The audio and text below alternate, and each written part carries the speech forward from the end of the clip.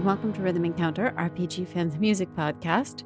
We have a very special interview topic today. This is Hilary and Andreff, and I'm here with Pat Gann. And today, we're going to be interviewing J'Nique Nicole, vocalist on NieR Automata. And we're here to talk to her about her experiences during that project, a little bit about that process, the assortment of concerts and arrangements of that music, and a little bit about her experiences in Japan. And I'm very excited about this, her solo work. So without further delay, welcome, and very excited to be here. Hi, J'Nique. Hi. So it is early on our end, and it is late on your end because it is. You live in Tokyo now, is that right? Yes, I've actually been living here for the past 8 years. Wow. So Yeah. you've really been living the dream. I don't know if I'd say the dream, but yeah, I like living here. For a lot of us at RPG Fan, I think that counts as living the dream. Oh, yeah? Yeah, I mean, there's a lot going on in Japan that I think we have a strong appreciation for. So a lot of our listeners are obviously familiar with you because of your incredible work on NieR Automata, which people will have seen recently, the news stories that total units sold has surpassed 5 million. There's a lot of excitement about this franchise with the remake of the first game. And I think there's a mobile game coming out called NieR Reincarnation. And there have been, on the music side, a number of concerts. I know you've been involved with many of those. Yes. I guess we'd like to get started with the question, how did you first get involved with NieR Automata? Well, that's actually a really interesting story. My mom actually she worked with Amy Evans on a number of occasions. For those who don't know, my mom is actually a singer as well here in Japan. And my mom had worked with Amy Evans quite a few times before I myself moved to Japan as well in 2012. And so I believe that year, 2012, my mother took me on one of her gigs, just trying to, kind of get me, I guess, exposure into the industry so that I could, make some connections. And I met Amy on that gig, and we connected, and we decided to, exchange information, and we said we would keep in touch.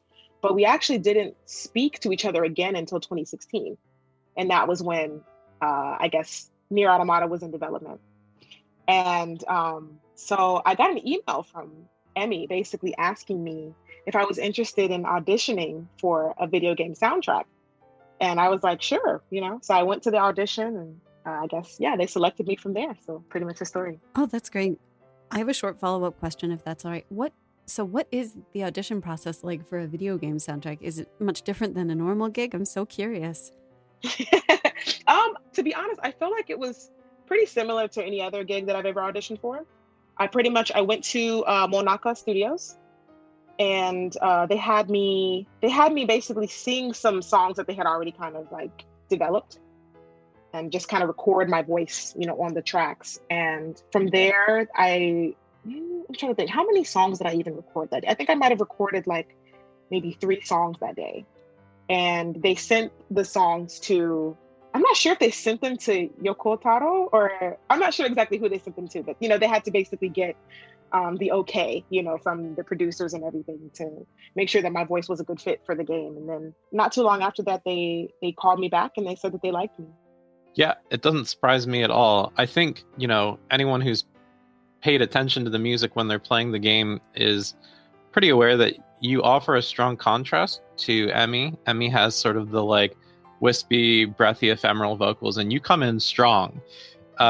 Strong and soulful, and just like, I think, correct me if I'm wrong on this, and I think, Hilary, you'll remember, but one of the earliest videos released for Automata, long before the game was out, was a demo of the battle with Simone, and a beautiful song was playing on it, and you're listening to it, and you hear some singing, and you go, oh yeah, that's Emmy Evans, and then you hear this other voice come in that just like knocks you over, and you're just like, oh, who is that?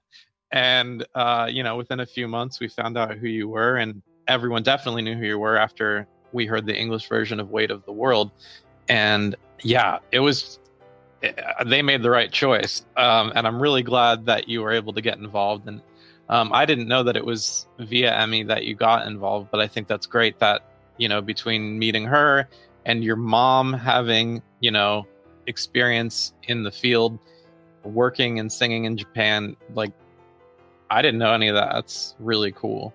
I wanted to ask you, when you recorded Beautiful Song and a couple of the other songs on the game, what's it like singing in a language that doesn't exist? Well, I guess it exists, but it's not a spoken language commonly, Emmy's chaos language. What was that like for you? It was really strange. I'm not going to lie. It was, I really didn't even know like what to do. And like when I received the paper with the lyrics on it, I kind of stared at it and I was just like, wait, what do I do with this? Like, but Okabe-san was really, really good at guiding me. Him and Hawashi-san are really, really good at guiding me as far as like, what kind of intonation they wanted me to have, what kind of feeling and emotion that they wanted me to have. So it went pretty smoothly. Like I wasn't confused for too long, I guess, if that makes sense. That's awesome that they were able to give you direction. For some of our listeners who don't know, Keiichi Okabe is the head of Monaka Studios. If you watch the concerts, he's usually like an MC or concert master. Keigo Hawashi is another composer with Monaka. If you watch the concerts, he's often playing piano, and he is also just an incredible writer. Absolutely. So yeah, that's great that you were able to get that feedback from them on what they were looking for. Yeah, and it's great to hear that, you're getting that great direction and great composition. That's exciting. Absolutely. Yeah. As a follow-up question, I learned a little bit about how chaos languages sort of evolved. It was kind of a mishmash of languages at first for like Song of the Ancients and the early songs, and then it kind of turned into having a guiding language behind each track. Would you ever consider writing in it? And if so, do you have a language you'd want to use? That's a really interesting question. I guess, yeah, I would like to explore that because it's definitely, I think it's a really cool, like versatile skill to have. And I really admire Emmy for being able to do that. And it's not something that I've ever tried before. So if I was ever given the opportunity, I would definitely like to. And I'd probably like to explore something like Swahili or something like that, like an African language. I think that would be really cool. Yeah, some Swahili is great. So listen to it. Right, because a lot of the background or source languages used to develop the chaos language songs were European and then Japanese. Yes. And that's what Emmy's familiar with, which is awesome. But to bring languages from Africa or from Central Asia, there are a lot of opportunities that as soon as you said it, and I've literally never thought about it before, I'm like, whoa, this is a great idea. Awesome. Yeah, so, go ahead. I'm sorry. No, you go ahead. You're the guest. You're awesome. We like your idea. No, I was just gonna say I definitely agree. Like I think it'd be really cool to just kind of broaden the horizons of the languages used in the game. Yeah, I think so as well. For sure. Which brings us to your English debut. Anyone who's played Automata through to the end, or even just the first of the endings, is deeply familiar with and probably emotionally moved by the English version of Weight of the World, which is the first version that players are exposed to in ending A. And I don't know about you, Hilary, I cried. I got emotional for sure. Yeah, I got a little worked up. I cried, and it's happening again. Aww. It is a very, very emotional game. We actually, I'll admit, in our household, we just got through ending E very recently, so it's all very fresh. Oh, wow. Yeah, that's where it hits you real good when you get the true ending. Wow. So Weight of the World in its English version, we know that you wrote the lyrics to it, but we've also read up on past interviews that you've done, and we're certainly familiar with. They had given you some source notes to work with, and there was a lot of back and forth with it. We're wondering, in its final version, are you pleased with what you got out of it? And is there anything from that experience where you're like, oh, I had a really great lyric, but they had me change it? Actually, no. For the most part, I feel like everything that they did, all of the edits that they made, it was for a reason for sure. Like initially, there was a kind of a miscommunication at one point with the melody. I thought that there was like an extra beat on at the end of one of the phrases or something. So I added like an extra word, and they were like, "What is this? Like, why did you do that?" And I was like, "Oh, I thought that like, you know, you wanted it to be like that. Like you wanted me to add this extra word." And they were like, "No, actually, can you just keep it like straight, like just, you know, shorter?" And I was like, "Oh, okay, sure, that's fine." And then on some of the parts, they were kind of like just correcting my English, which I thought was interesting because, you know, English is my native, you know, language, obviously.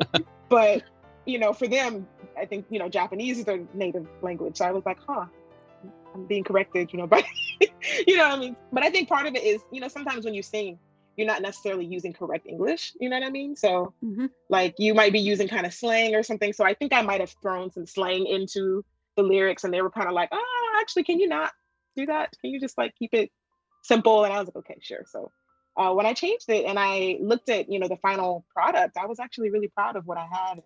Yeah, I think it's great. Like, not to, you know, toot my own horn or anything, but I'm pretty proud of it. I think there were a lot of bold choices in the English lyrics, like asking questions about redemption when you say things like, "God, are you punishing me? Is this the price I'm paying for my past mistakes?"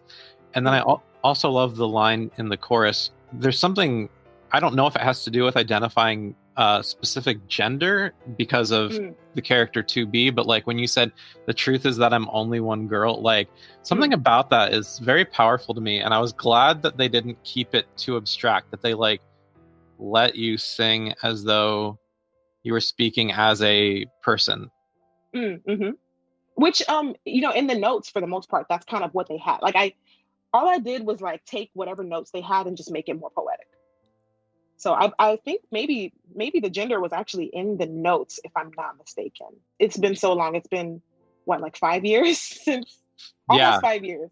So yeah, I want to say, I think it was in the notes. Pretty sure. Interesting. That's cool to find out more about the process.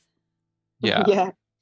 Yeah, it's interesting to think back on it because it's been so long. I'm like, what did I do?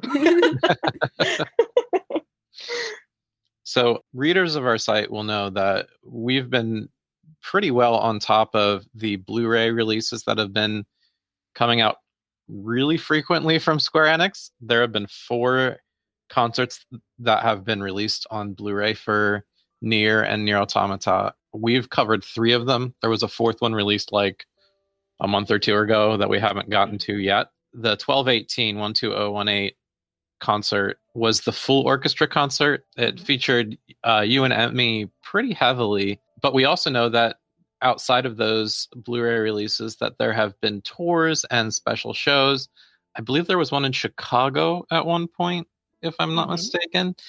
And we wanted to get your feedback on what it's like performing at these live concerts where the audience is there for the music, but they're also there because of their connection to the game. And what is that experience like for you as a singer and as someone who's part of a larger collective?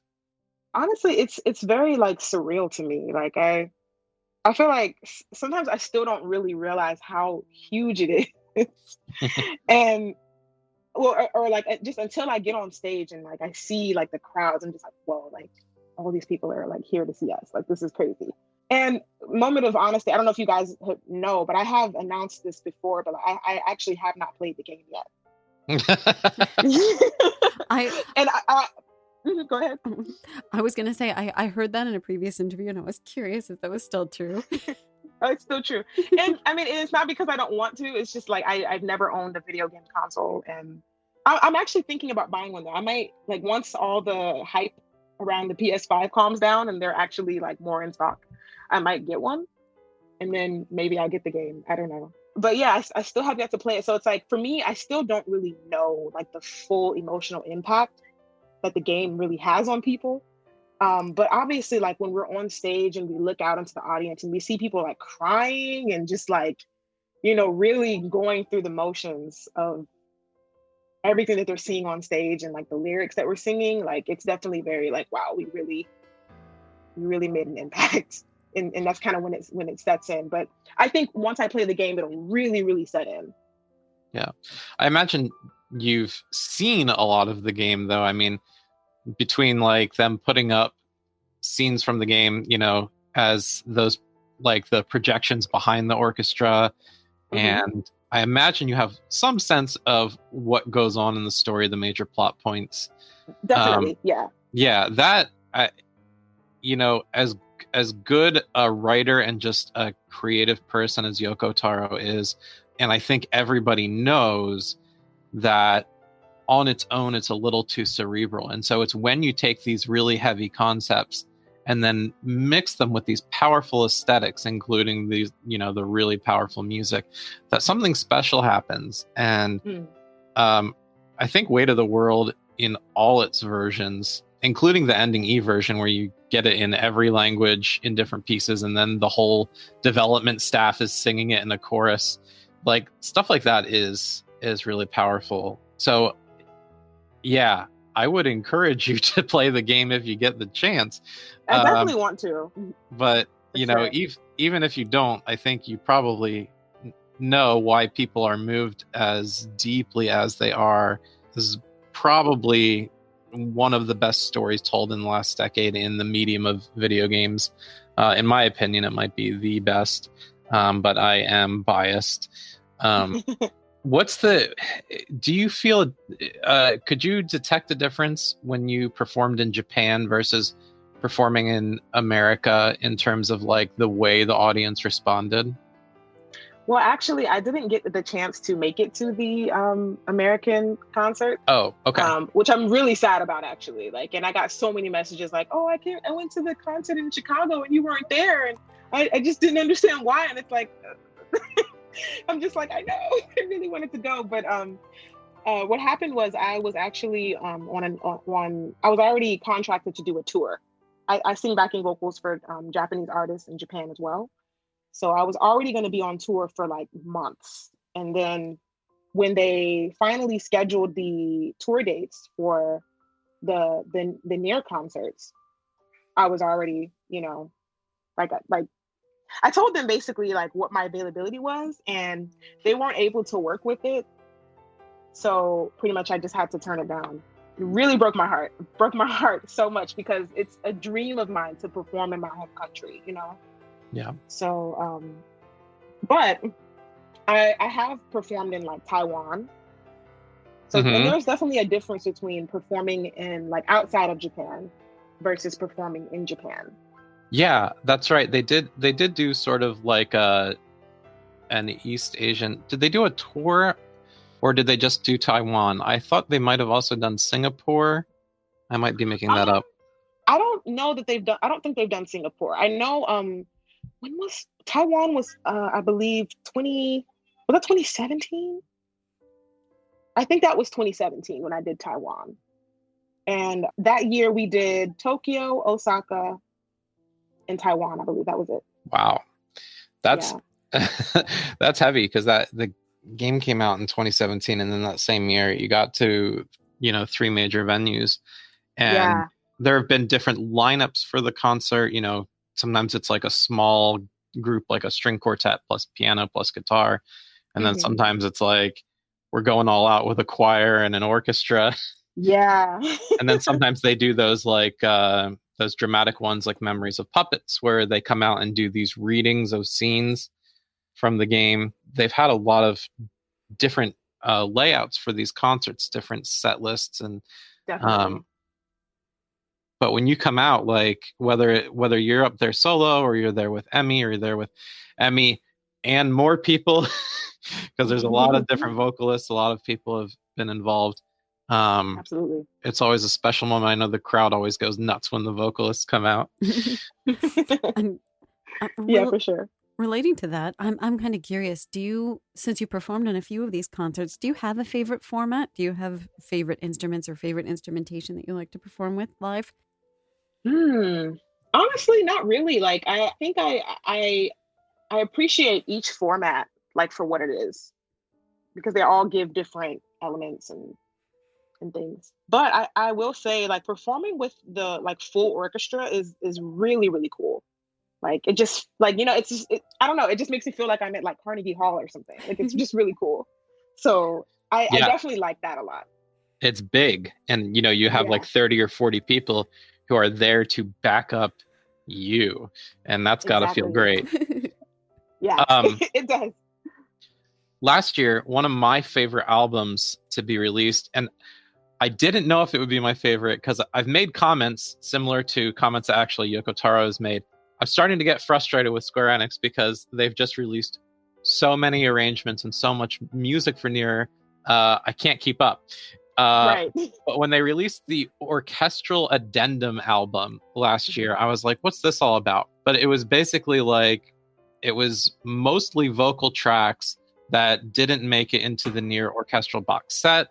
And it featured a lot of duet work between you and Emmy. And it included previously unheard duet work where they would take songs that would be just an Emmy song or just a J'Nique Nicole song, and then suddenly you're both singing it. And I think, probably the biggest one for me was, Emmy always had the voice of both Devola and Popola for Song of the Ancients. And now there exists a version of Song of the Ancients where she's singing as one of the characters or one of the melodic lines, and you're singing the other one. And that kind of blew me away. And I guess I have two questions. One is, did you ever do that live, or is that a studio only thing? And two, did you feel like, for you, did it feel like it fit? You know what? We the first time I did it live actually was I believe in 2017, and we did like a game kind of festival. I forgot what that event was called specifically, but I do remember it being in like 2017. And I just remember feeling like, wait, is my voice suited for this? Like, is it okay? Are they gonna like this, or are they gonna be like, no, she doesn't? Because I remember when I first when it was first announced that I was singing "The Weight of the World," a lot of people were like, her voice does not fit this game.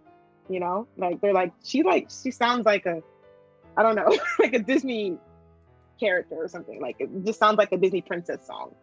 And so I was just like, I hope it's going to be received well, but it was. And so a lot of times whenever that song was performed live, they would have me sing those parts with her. And so I guess they just decided to put it on the Addendum album. And by then I think I was pretty used to it. So yeah. There's a part of me that feels like it ought to be canon. Fans of the game know that Devil and Popola were not just two individual characters. They were a series of like androids, and they have this horrible past after what happens in the events of the first NieR, to the point where there's like a genocide performed against their kind, and there are apparently only two left in Automata. I'm spoiling this. Is this okay, Hilary? Go for it. Yeah, good. And so it's kind of like there are these last two left that have survived over the 8,000 to 10,000 years since the events of the first game.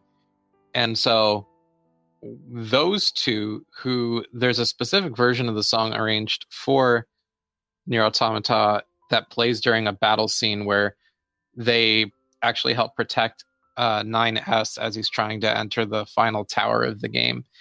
And I kind of wish we could go back in time and have that recorded version with you and Emmy and put it right in that spot in the game, because in my opinion, I think it helps to differentiate these characters who kind of appear and act as twins, but have really developed separate personalities. Yeah, and there's a cutscene, if I'm not mistaken, like shortly before that scene that you're thinking of where Song of the Ancients comes in. There's a cutscene that even further kind of shows how, they still rely heavily on each other, but they're quite different when you look at their, internal monologue. Yeah. So I don't know if they decide in 2027 to make their own remaster, like they're doing a remaster now of the first game. Someone should have the bright idea to be like, hey, remember that recording we did with Abby and J'Nique? Let's just use that. Maybe they will. I think that'd be a really cool idea. Like, Maybe you guys should like make a petition and like have a bunch of people sign it. Yeah, it's on change.org already. We're working on it. Oh wow. Okay. No, we're kidding. Another track that you recorded on Orchestra Addendum, that this was your territory. Now, of course, Weight of the World, lots of people sing it, and they would sing it in the languages that they had, and Emmy had her Chaos language version. But on Addendum, the English only version exists, where you guys do it as a duet, and you're literally trading lines. You know, every 2 measures or every 4 measures, it's going back and forth between you and Emmy. What was that like, and how do you think that felt in terms of meshing? I think once we finally initially, I think because I'm used to singing the song all by myself, when we were rehearsing it, I kept like singing, like I wouldn't stop singing. And like she'd be trying to come in and I'd be like, oh shoot, it's her part now. Like I have to, you know? Yeah. So once I got over that, I think it came together really well. Yeah, the end product is great. That's funny that, yeah, it's like, hey, this is my song, and then it's like, oh, right, you're doing this part. Got it. Yeah, but she said she kind of had a similar feeling for Ashes of Dreams as well. Like we were both just kind of like, oh yeah, we're sharing this. I forgot about that. Yeah, another great duet on there is when you guys do Ashes of Dreams, the English version, which is the ending theme song for the first NieR. Yeah, you guys did a duet of that on Addendum as well. And I guess, yeah, she must have, that role got reversed for her, where she's like, oh, I gotta stop. This is J'Nique's part. You know what, with that one, I feel like she sings it so beautifully. I personally was like, I had no business on the song, but you know, I always felt from a compositional standpoint, that was a song that was always built for, you know, a really powerful vocal presence. And really? Yeah, and of course Emmy can do that, but when I heard you singing on it, I was like, this works. Like, this really works. Thank you.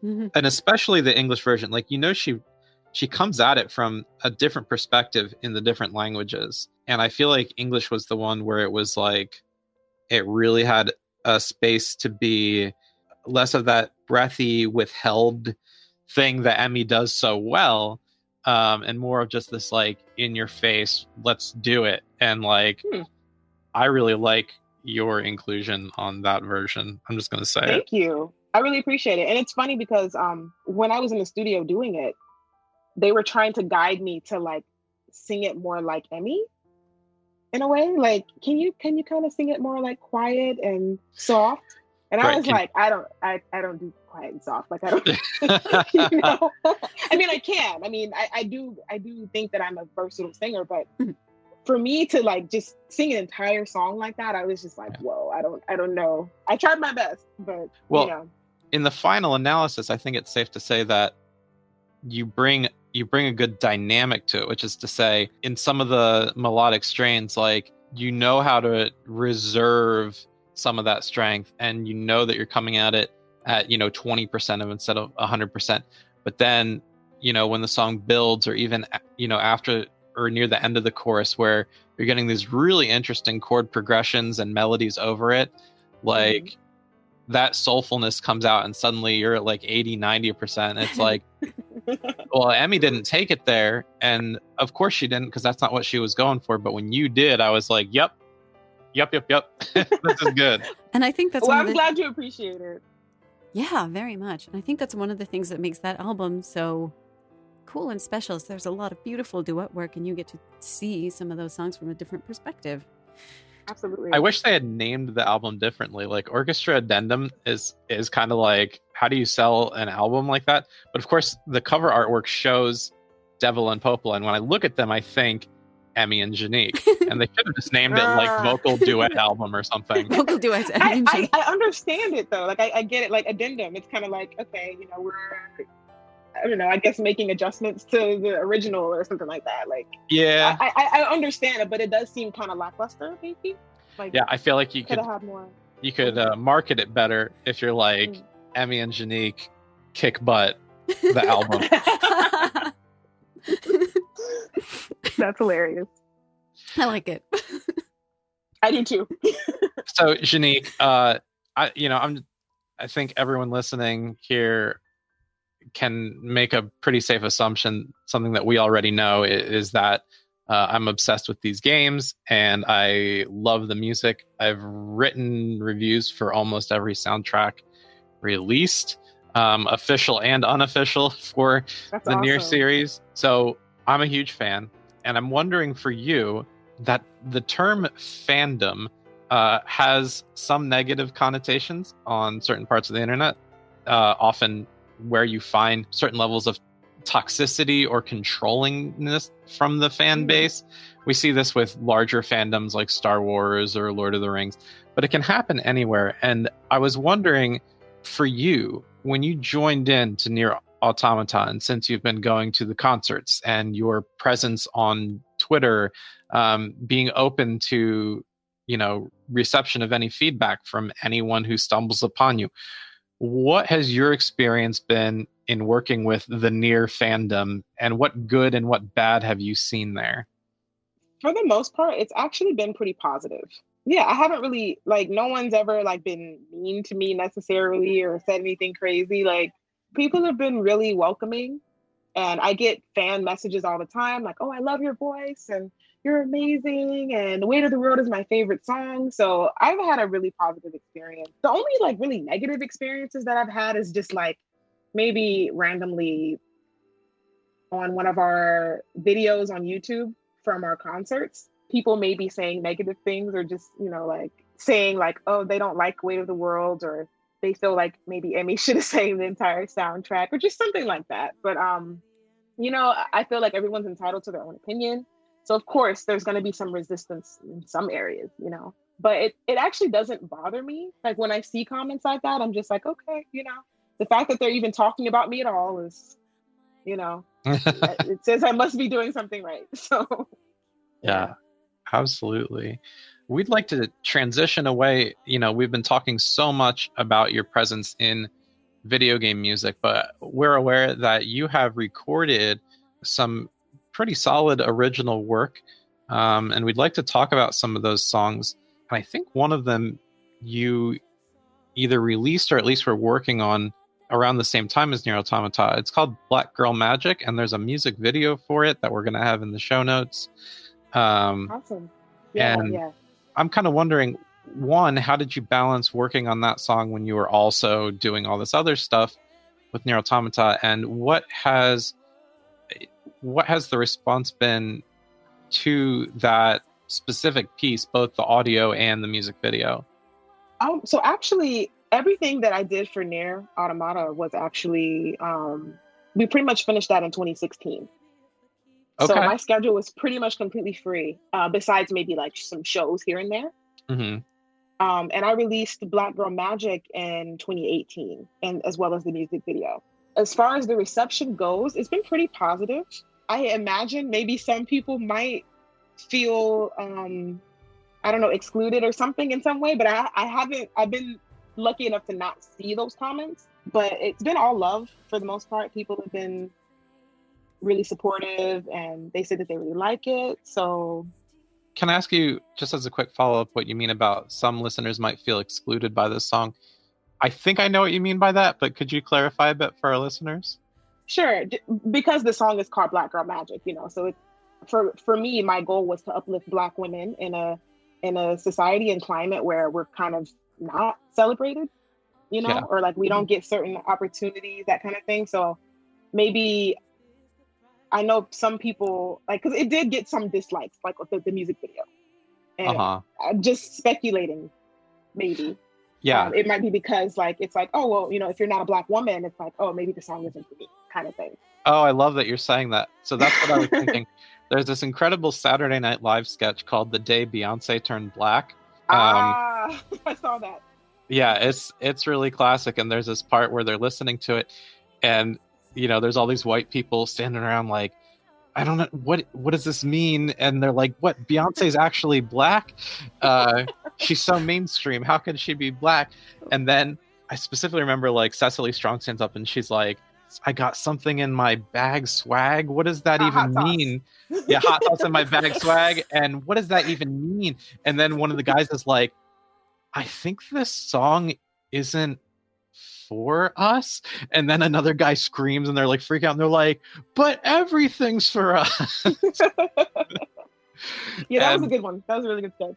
It is a good sketch. And I think maybe for some listeners, like that's the feel they get. But I think for me, as boring cis white guy, it's important to recognize that, like, yeah, you might not be the target audience for something. And if you can't learn to appreciate something that you might not be the target audience for, then you haven't developed enough empathy to understand what it's like for someone who doesn't have much positive representation in media to consume a lot of mainstream media for whom they weren't the target audience or they weren't being represented, and learn how to cope with that, which, you know, for I think a lot of marginalized populations, they've been doing since early childhood. So maybe it just comes naturally to them. And I feel like we all need to learn how to appreciate that. Like that's what multiculturalism is being able to listen to something that isn't necessarily made for you and find the good in it and go, oh yeah, I can see how this is good. And that's, you know, for me, I think Black Girl Magic is a great song, but I am not a black girl and I still dig it. And you know what? There actually is an overwhelming like outpouring of support from like non-Black audiences, and I really appreciate it. I do. I was about to say, I'm so glad to hear the reception's been so positive, and yeah, go listen to the song. Thank you so much. Another single that you released, I believe more recently, is Bae, all caps, BAE, and that one's gotten a fair bit of traction as well. I didn't see, is there a music video for that? There actually is not, and there's a reason for that. COVID. Yeah, that's what I thought, because I dug around for it and couldn't find anything, and then I thought, oh, I bet they couldn't film anything in the last year. Which we could have, but keep in mind, like I'm not a signed artist. Like, so everything that I'm doing completely independently, like funding everything on my own. And I haven't been working pretty much for the most part this year. Like I've had a few gigs here and there, but yeah, like it costs money to make, you know, music videos. So budget has been pretty low. And then of course, also had we shot a music video, we would have had to have gotten really creative. Yeah. True. So yeah, a lot of limitations if you want to do that kind of thing this year. Well, that makes me immediately want to ask, how can we best support you? Yeah, you got a Patreon or anything? How can we get this going? I am actually, you know, I was in the process of starting a Patreon, and I looked at the website and I just got so overwhelmed. I was like, oh my God, there's all these options of like, you know, packages that people can support you with. And I'm just like, okay, I'm going to do this. And then I was like, I'm going to take a nap. Well, I'm going to be honest. We're kind of navigating that for our site right now as well, kind of looking at that. So we understand. Yeah, it's really overwhelming. So once I get that started up, I will definitely give you guys the link so that we can help spread that. Please do. For sure. Yeah. But otherwise, in the meantime, just, you know, streaming Bae and Black Girl Magic. I also have another song that I forgot to mention before. It's called Black Lives Matter. And that was actually what's the website called? Bandcamp. Yep. Perfect. And so that one you can actually pay for directly and the money will come to me. So yeah. That's something else to link in the show notes. Excellent. Yeah. And we'll have it there, you know, and I'm glad you mentioned the song, because along with you recording that song, anyone who is smart enough to follow you on Twitter, and that is a wink and a nod to our listeners to follow you on Twitter, you don't hold back when it comes to your opinions on political and social issues. And thanks for noticing. And a big one for the last, 3 to 4 years has been the Black Lives Matter movement, and recognition of what happens to marginalized and oppressed people, and the counters from people going, oh, but all lives matter, blue lives matter, and all that nonsense. And I'm calling it that very intentionally. And we're not going to shy away from this if you don't want to shy away from it. Absolutely not. what is, I mean, other than the sort of obvious that you are a Black woman, what is it that makes you want to speak out so fervently about these issues?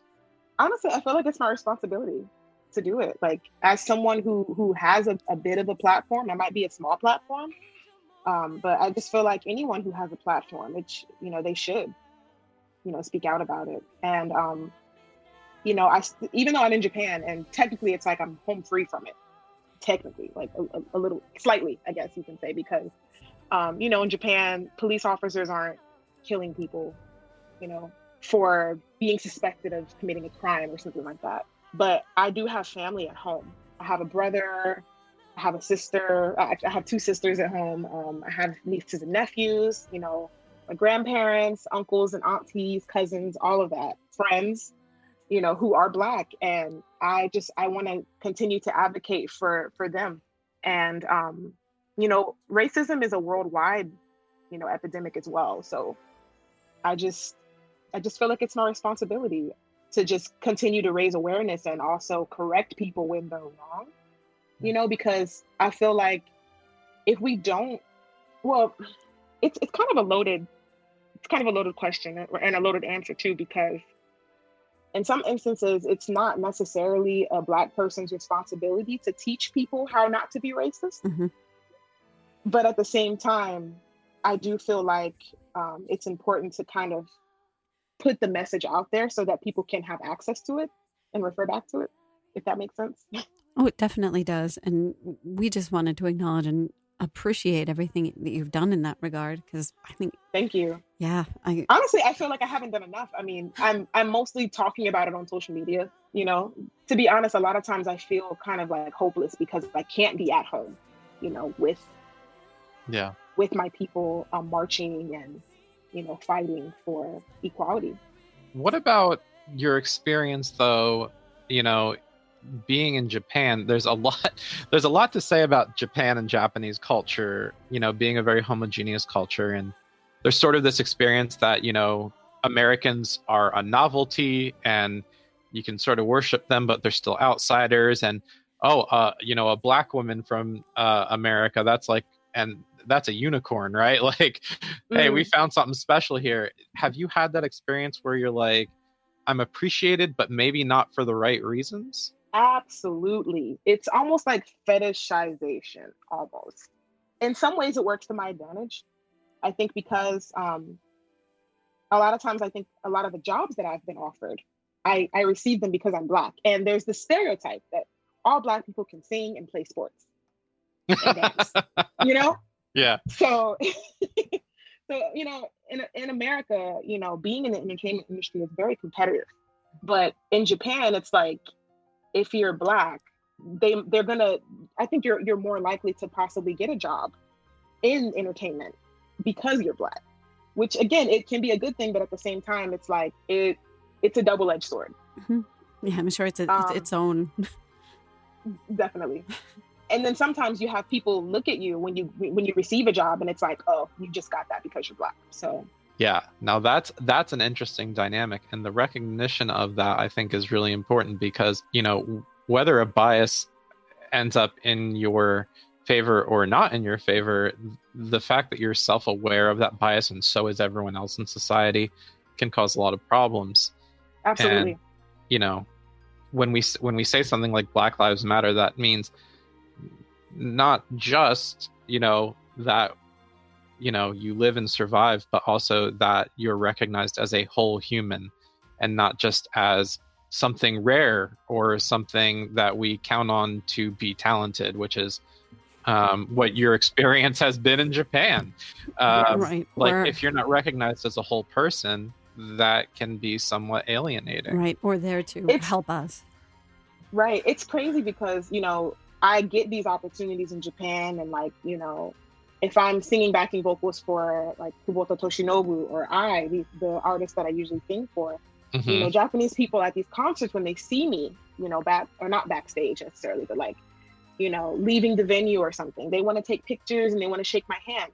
But then maybe if I'm on the train, they don't want to sit next to me, Or if I'm in the elevator, they don't want to stand next to me. Or they'll close the elevator in my face because they don't want to ride with me on the elevator. Or I'm denied housing at an apartment complex because they don't allow foreigners. You know? Mm-hmm. It's crazy. Yeah, and again, it speaks to we know so much of what's wrong with American society, but there's so much different and unique about the way Japan does things. And yeah, the thing you said about housing discrimination, that wouldn't, I don't even know that a lot of Japanese people would think of that as discrimination, to be like, oh well, we don't do foreigners here. Yeah. So it's completely legal. Completely. Yeah. So that's just it's just one of those things where I think people, as they broaden their horizons and have a more globalist or multicultural perspective, you see like, hey, the issues may be different, but the core problems, when you really drill down, have a lot to do with xenophobia and fear of the other. Who or what are you, and can I trust you? That, I think that's what it's been in America for a long time, and Japan just does it differently, but they do it too. So we see it everywhere. Yeah. And we appreciate you speaking about your experience there as well. Thank you. You mentioned, you're doing work as a backup vocalist. What would you say from sort of a music scene perspective? What do you think of the Tokyo music scene or the Japan music scene as opposed to, LA or Nashville or Detroit, some of the big music, or Atlanta, some of the big music scenes in the US? I think in Japan, there's a lot of talent in Japan, but the idols get most of the shine. Mm-hmm. So a lot of times, like if you ask someone if they like J-pop, they might say no, because they're like, oh, it's just like idols. It's really not. Like there's, like the two artists that I work for, Kubota Toshinobu and they're very talented. They make really good music. There's people like Crystal K. There's a really good friend of mine, AISHA. She makes really good music as well. Who else? Pushim, Juju. There's so many good singers in Japan, but I don't think that they get the amount of notice that they could, because Japan likes to kind of keep their industry closed off from the rest of the world. Mm-hmm. So they don't get like that international exposure that they could get, like how Korea does. Yeah. Korea's blowing up. Everybody and their mom knows BTS and Blackpink, right?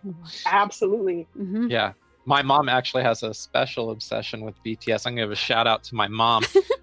She stands Jimin so hard. We bought her a Jimin calendar. It is 12 months That's of so just cute. Jimin. And she needed that, and she was so happy. So that's just taken over her life, and I'm very happy for her. But I'm like, man, if she knew some of the Japanese artists out there, but like, yeah, the exposure's not there as much. It's not, yeah.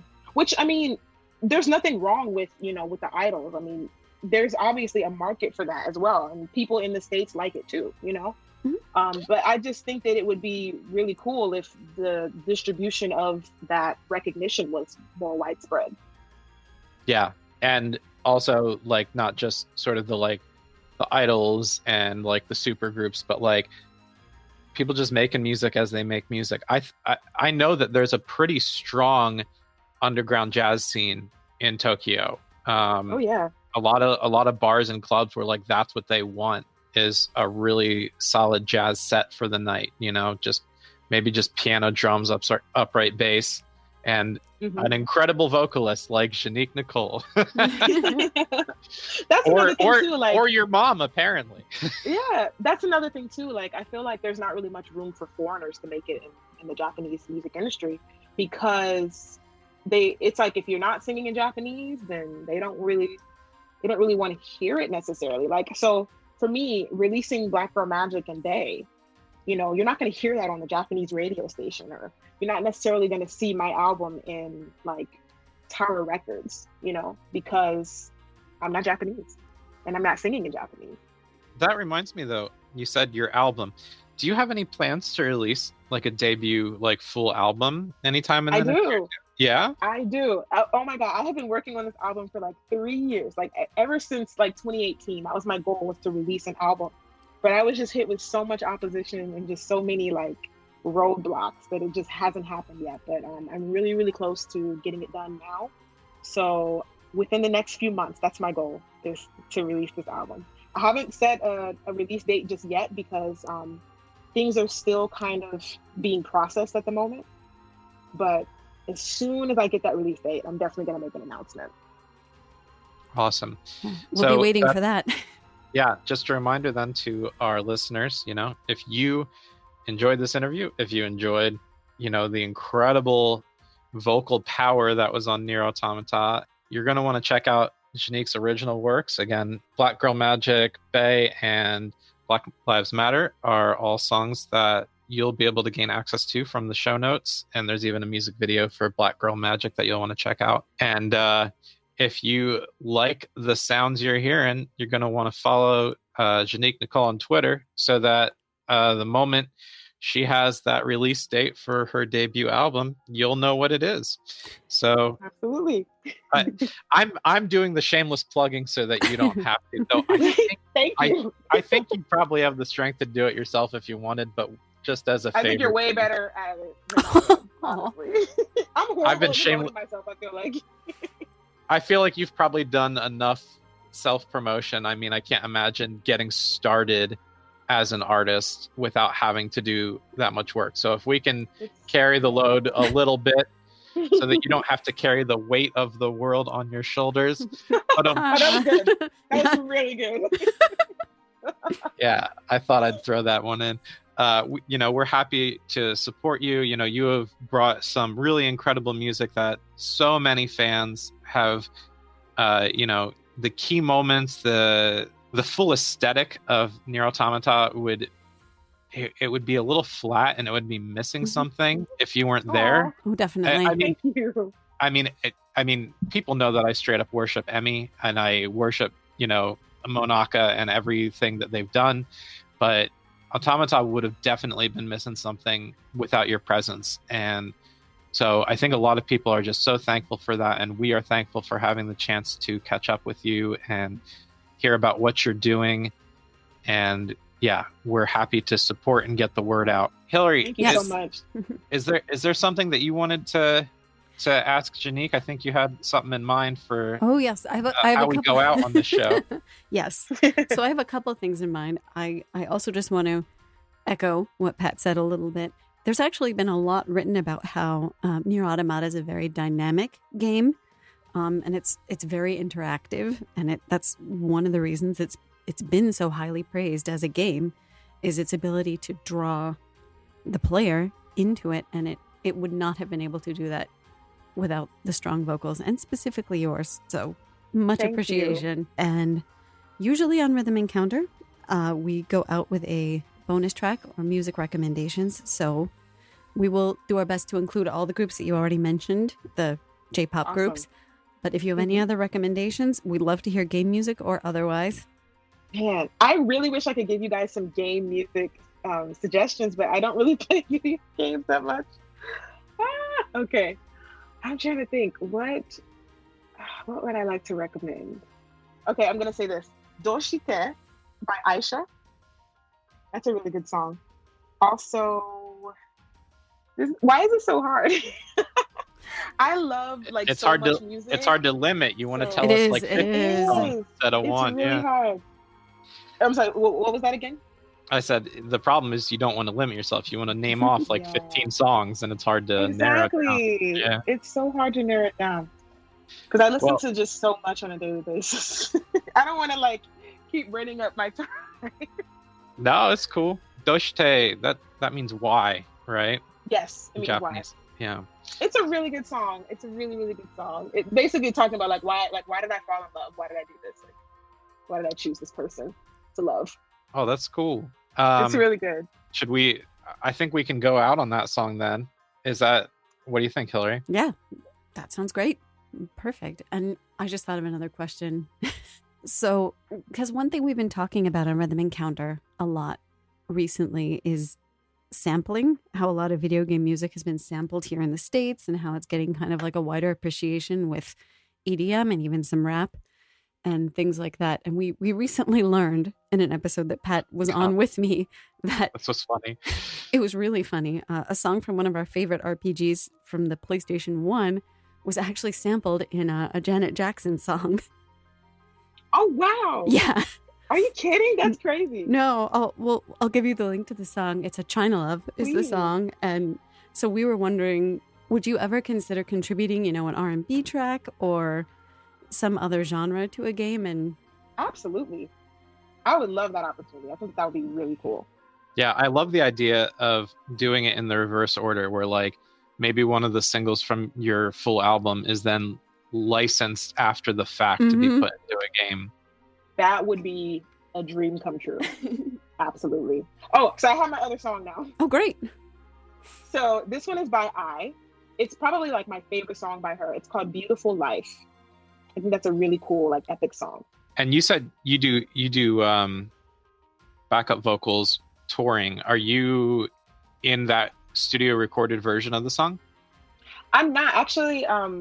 When I came on the tour, that song was probably a few years old. So it's Okay. That song was released in 2012. I got on her tour in 2016, the same year that I did NieR Automata. Got it. Nice. All right. Did we want to roll out right about here? I know we have you up like super late. No problem. Yeah, my only other question is, did you grow up listening to a lot of J-pop? Because I know you, like you said, you spent a lot of your childhood in Japan. I did. I used to be a really big fan of Ukara Hikaru. Oh yeah. Only Yeah, I was used a to? huge fan. Yeah, like I Did don't you know, listen? like, Did you listen to Face My Fears for Kingdom Hearts 3? I haven't. Like, I think like after Uh-oh. I know after I left Japan, like I kind of lost touch with a lot of the J-pop that I used to listen to. Aw. So I didn't really keep up with those artists. But like I heard Ukara Hikaru is like killing it these days, and I'm really proud of her because like Yeah, my inner she took like 9-year-old is like really excited. She took a long break from the industry after That's her true, mom's yeah. death, and Oh wow. yeah, her mom took her own life actually, and fairly I didn't know tragic. that. I Yeah. had no idea. Yeah, and so she stopped recording and touring, I think, like 5 or 6 years. Yeah, it was a long while. And yeah, and then after it wasn't long after she came back that they released the opening and ending singles for Kingdom Hearts 3.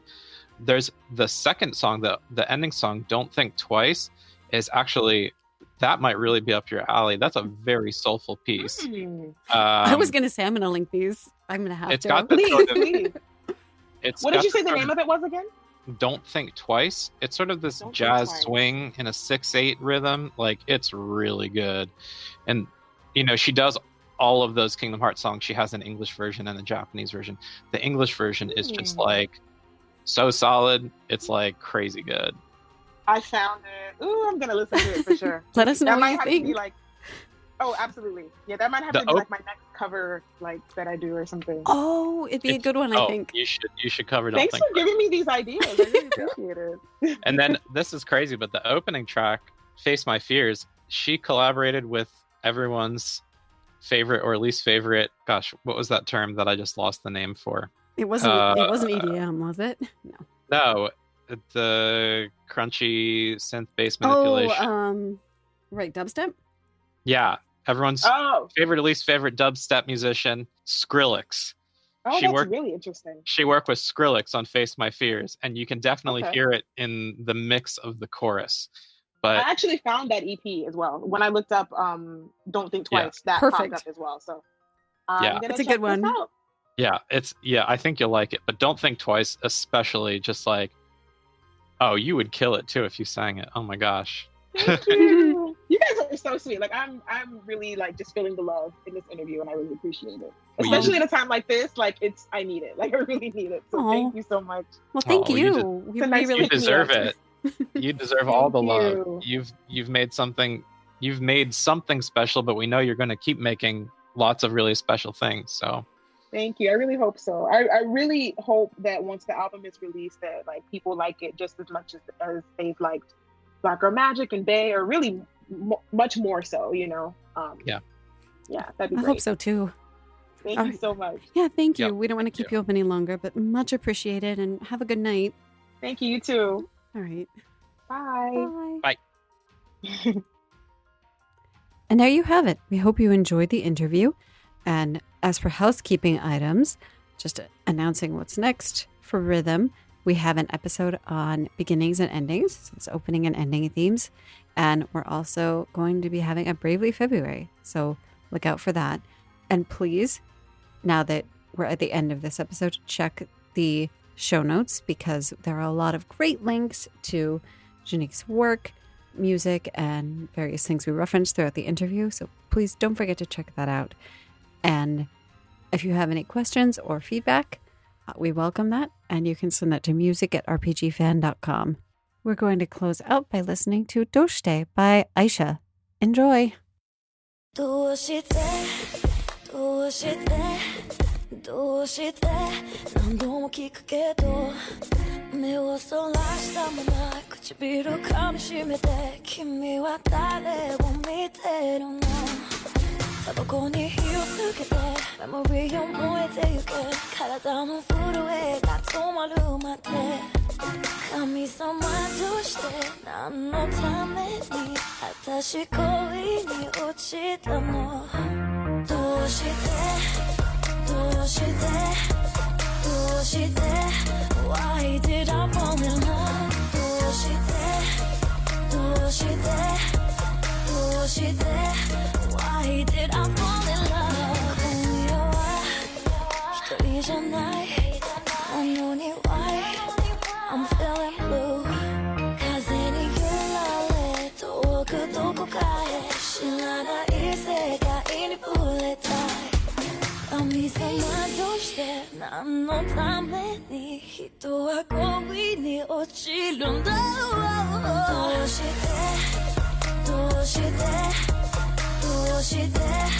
Why do we fall in love どうして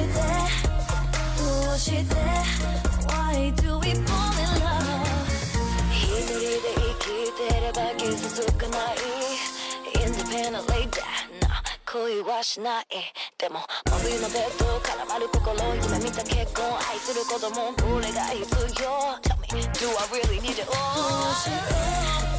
どうして Why did I fall in love どうして Why did I fall in love どうして Why do we fall in love どうして Why do we fall in love どうして何度も聞くけど私じゃないなら言ってほしかったこんな風に終わるなんて Okay, I'm gonna do this. And then I was like, I'm gonna take a nap.